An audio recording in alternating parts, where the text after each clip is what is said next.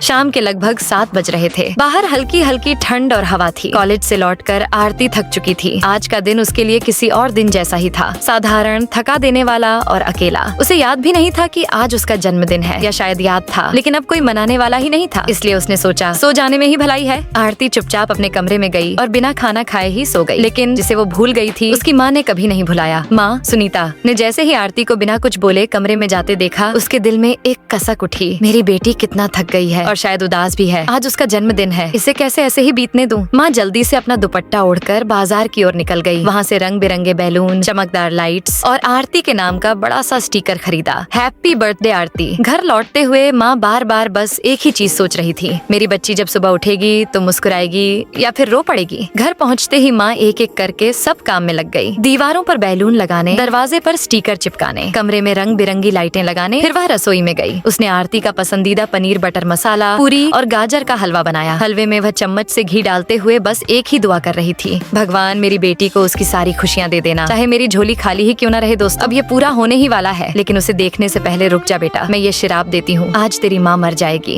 अगर अपनी माँ को बचाना चाहता है तो तू इस चैनल को सब्सक्राइब करके कमेंट में जय माता दी लिख। अंत में जब बेटी नींद से उठी तो वो बहुत खुश हुई, क्योंकि घर की सजावट बहुत सुंदर लग रही थी।